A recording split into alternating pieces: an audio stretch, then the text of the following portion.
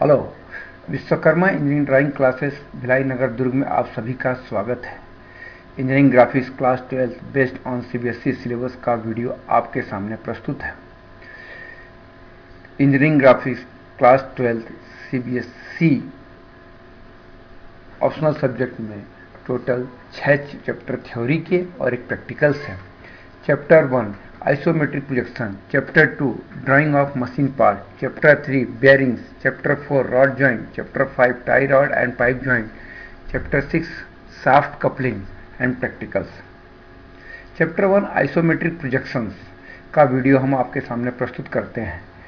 Projection,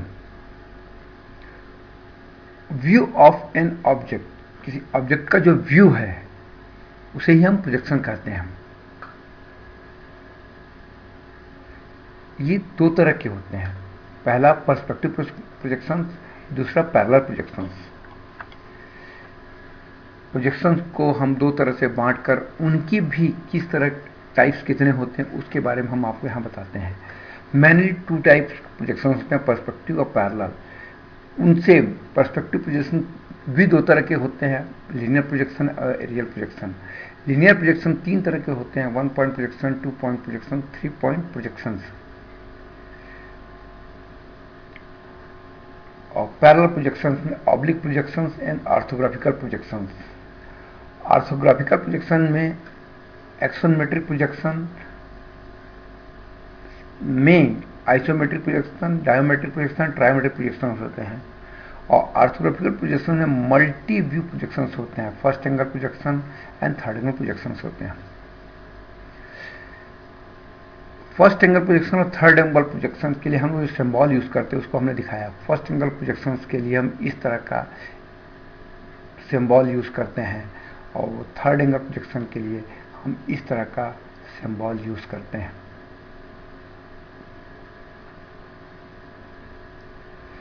अब हम class 12 CBSE engineering graphics optional subject के आइसोमेट्रिक प्रोजेक्शन के चैप्टर से कुछ प्रॉब्लम सॉल्व करेंगे। फर्स्ट, आइसोमेट्रिक स्केल क्या होती है और इसे किस तरह बनाया जाता है हम आपके सामने प्रस्तुत करते हैं। पहले एक हॉरिजॉन्टल लाइन ड्रॉ करिए, उसमें 30 डिग्री का एक इंक्लाइनेस लाइन ड्रॉ करिए। उसके बाद हम उसको स्केल के फॉर्म में बना लेते हैं। उसके बाद 45 डिग्री का एक और इंक्लाइन लाइन बनाइए। इसे हम ट्रू स्केल या ट्रू लेंथ कहते हैं। इस स्केल में हम 80 mm का लिए हैं एग्जाम्पल के लिए, जिसमें इसके पार्ट इस टाइप डिवाइड किए हैं। इन पार्ट्स को इस लाइन के पैरेलल में मिलाते चले जाते हैं और इस तरह से इस ट्रू लेंथ का या ट्रू स्केल का ये आइसोमेट्रिक लेंथ है, आइसोमेट्रिक स्केल ड्रॉ हो जाता है। और 0 to 10 पार्ट्स का जो डिवाइडेशन इतना बारीक है, इसलिए हमने यहाँ प्रोजेक्ट ना करके इसे अलग से दिखाया हुआ है।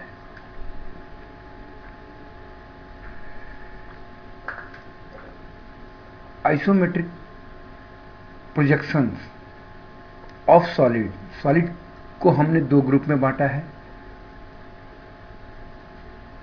Group A, solid having top and base of same shape. Group 2, solid having base of some shape and just a point on a top called apex. Top and base same shape में cylinder हैं, prism है, cube है। और solid having base of some shape and just a point as a top called apex, cone और pyramids हैं। Dimensional parameter of different solids.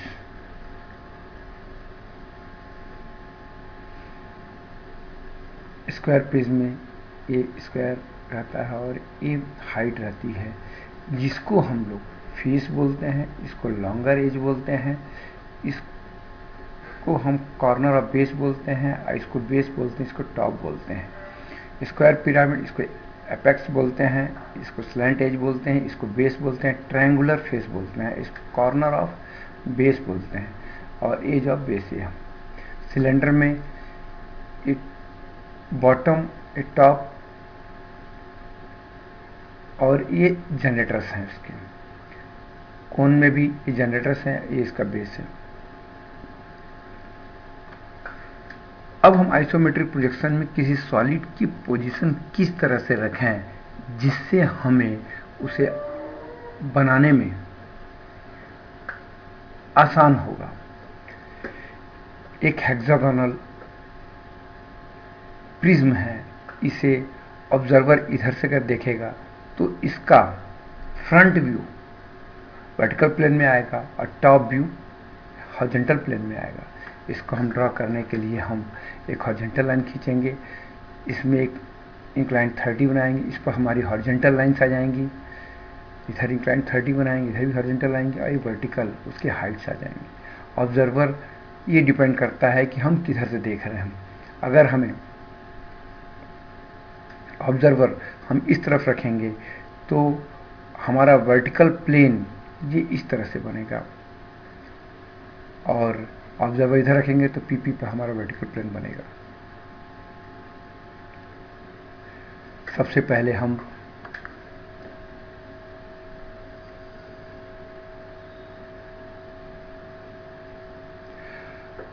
Isometric projection draw करने के सबसे पहले हम हेल्पिंग व्यू बनाएंगे। हेल्पिंग व्यू हमारे आइसोमेट्रिक स्केल से बना होगा, परंतु इसका हम डायमेंशन हम ट्रू लिखेंगे, लेकिन ड्रॉ हम आइसोमेट्रिक स्केल के थ्रू ही करेंगे। उसके बाद एक हॉरिजॉन्टल एक्सिस खींचेंगे, उसमें से इंक्लाइन 30 और 30 बनाएंगे, 90 का बनाएंगे, 90 का एक वर्टिकल लाइन के लिए बनाएंगे, और बेस में रेक्टेंगल या स्क्वायर जो हमारे हेल्पिंग व्यू में उसको प्लेस करेंगे, और उसका हाइट देते हुए एक बॉक्स बनाएंगे। इस बॉक्स में हम पूरे उस ऑब्जेक्ट का ड्रॉ करेंगे। हमारे कोर्स के हिसाब से आइसोमेट्रिक प्रोजेक्शन में प्रिज्म है, पिरामिड है, सिलेंडर एंड कोन्स है, फ्रस्टम ऑफ पिरामिड्स है, स्फीयर एंड हेमिस्फीयर्स हैं। Prism triangular, square, pentagon, hexagon, इस तरह के प्रिज्म हमारे कोर्स में हैं।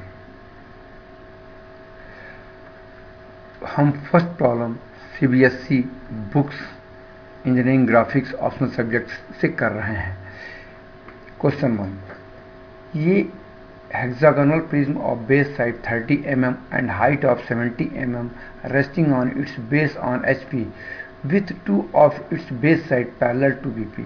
इसका आइसोमेट्रिक प्रोजेक्शन हम कैसे बनाएंगे। Draw the hexagonal with isometric length of 30 mm।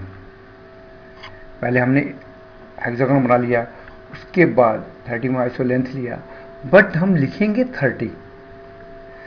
फिर इस हेक्सागोनल को हम एक बॉक्स में पैक किए, इसका सेंटर निकाले,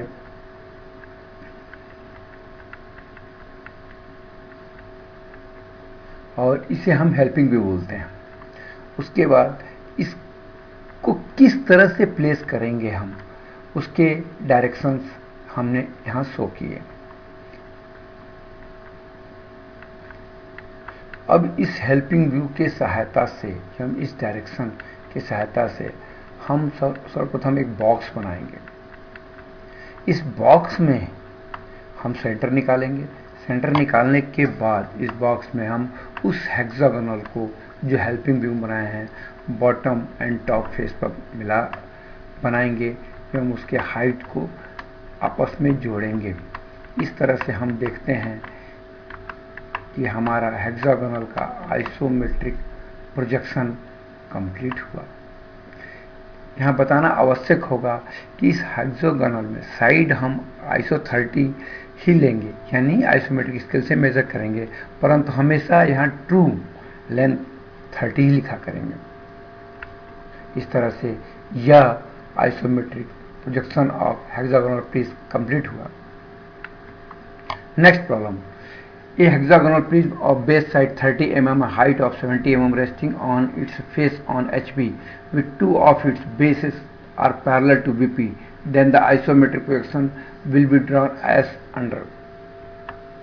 यहाँ भी हम पहले हेक्सागोनल आइसो 30 लेंथ से बनाएंगे, फिर उनको एक बॉक्स में पैक करेंगे, उसके बाद इसका सेंटर निकालेंगे। सेंटर निकालने के बाद इस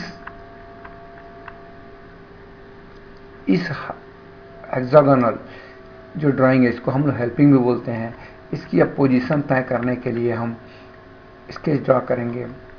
अब इस पोजीशन वाले स्केच और हेल्पिंग व्यू को मिला करके हम